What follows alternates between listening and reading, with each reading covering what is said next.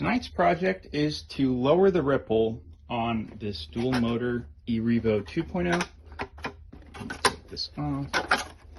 So we have two Firma ESCs, and now there's no data logging that I can prove anything with, but I'll do a short test. The easiest test is when you plug the batteries in before you turn the car on, you'll have a spark, and depending on how big that spark is means the size of your capacitor, so to speak. So let me show you what a working product looks like. This is an XLX2, and I have this very high quality low ESR. It's actually the same as these ones, super low ESR caps, and it basically brought the 2-3 volts of ripple down to like 0.35, I think, and it's not that big. It's only about 50-60 grams, and it gets the job done. You don't really need a gigantic cap pack. Our reference point for measuring the capacitance is going to be plugging this in. This is completely drained right now, no power in the system, and this is the reference spark. And now here's a system with a cap pack. It already discharged itself, but there we go.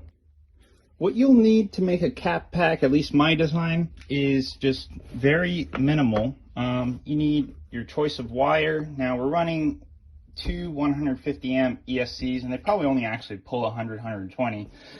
So 10 gauge wire is going to be completely fine with this. And then you want to do your research and get very low ESR, quality spec.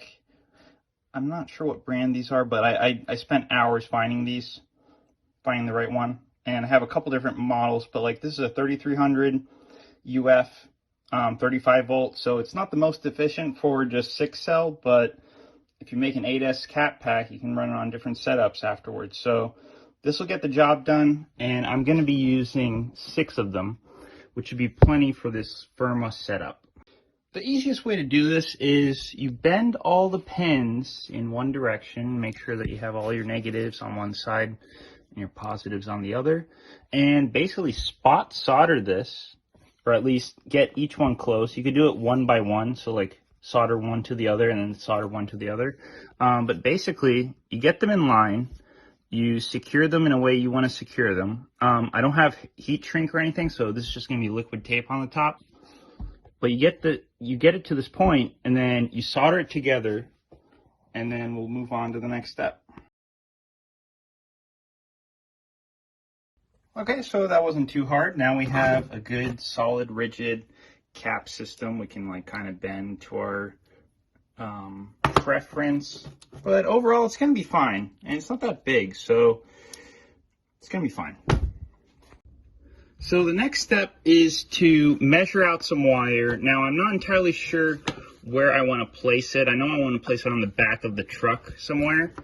And what we want to do is you basically grab the capacitor bank, and like we're not using a printed circuit board, so this is actually quite really high conductivity, so like I like this design a lot. You grab your wire, you measure it from the point of the last cap to the desired distance, so I'll just choose right around there. All right, so we have our positive side, and then negative side should be about the same, so I'll just copy the red, and there we go, cut that. There we go. Now we have our wires slash PCB. We don't need a PCB in this situation, especially if you use heat shrink. This thing's going to stay as it is. And then what you want to do is you want to take the the rubber off of the length, and you can cut these pins off. You can just have the length end right where the cap is, but you want to cut the rubber off so that we have bare metal, and I'll show you how to tin it and add it to the system.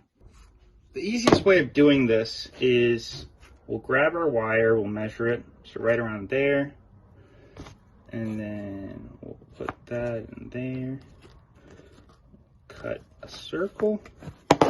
And then very carefully, you don't want to cut too deep because it will start cutting the threads. Just draw a line. And this wire is behaving very well. It's not flipping or anything. We did that, okay. So this is kind of like noodle wire. So like should separate pretty easily. All right, it's a little bit of depth problem. So there we go. Okay. Now it's going to be very messy. Don't worry about it. Let's move on to the next part. Get this one done, and then we will tame this wire. As you can see, I cut a little bit too deep on the black, the negative wire, and as you see it cut off from right where the cut was.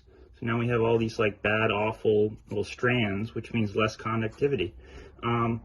So just be careful when you're touching the wire. I mean, we're running 10 gauge. It's really never going to pull enough power for this to actually matter. We're talking nanoseconds of actual power usage fluctuation. So it doesn't really matter. But what you want to grab is rosin paste flux or something similar like flux cleaner. That also works. And then since the wire is so big, it's kind of like a wax. You get it on your finger, and then I normally do clockwise. So kind of twist it, and then you can just cut the end afterwards. But grab this, you want to like get it pretty soaked in flux paste because it'll make the job much easier.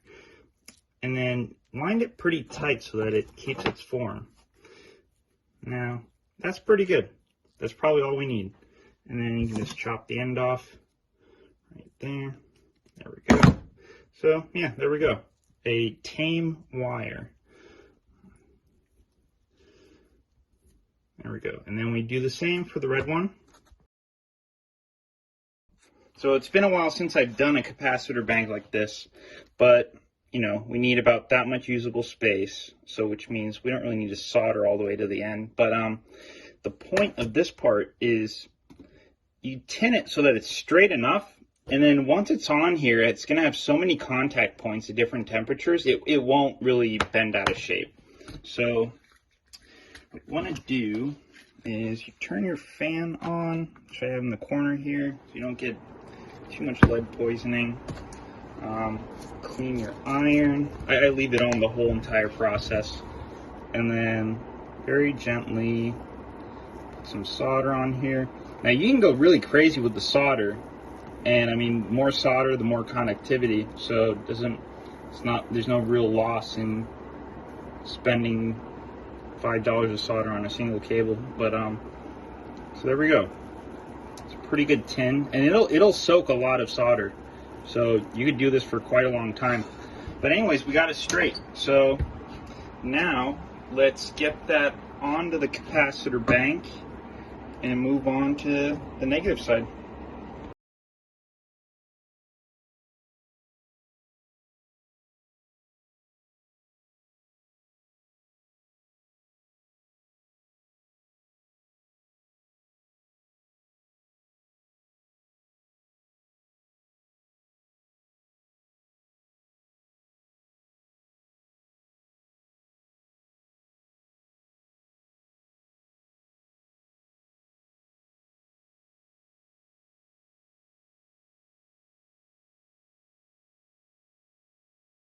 Okay, so the finished product, I really wish I had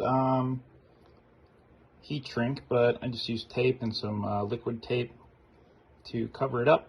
But it's 19,800 microfarads worth of capacity, and we are at 0 kilograms, 230 grams, so not too bad. I mean, it's an off-road truck, but either way, weight is weight. So there we go. Let's install it in the car.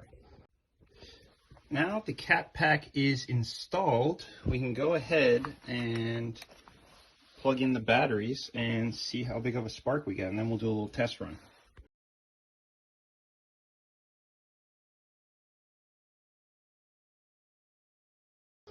Here we have it, what I believe is the finished product.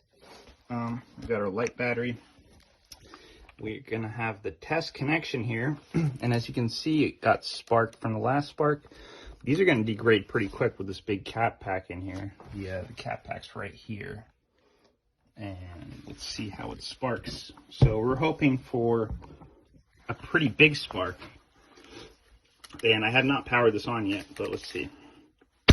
Yeah, that's quite big. Plug that in. This is a two-part video. So I have the cap pack installed. You can see that it's about that long by that long, you know, the 6 capacitors.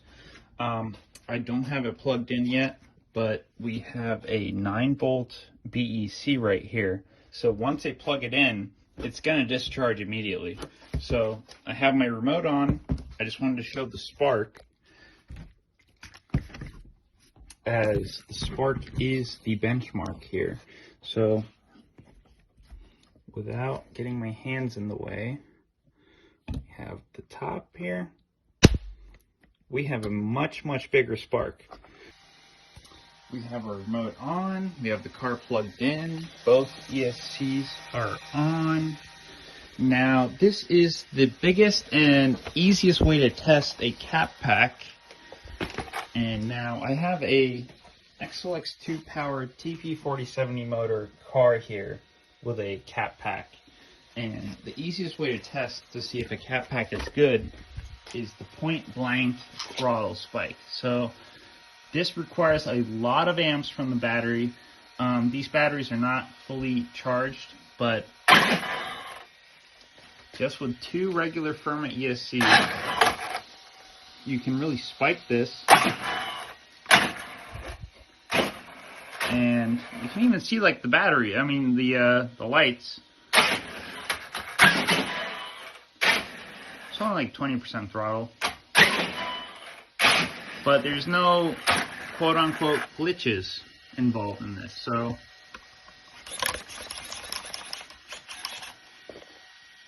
like the whole system is very stable.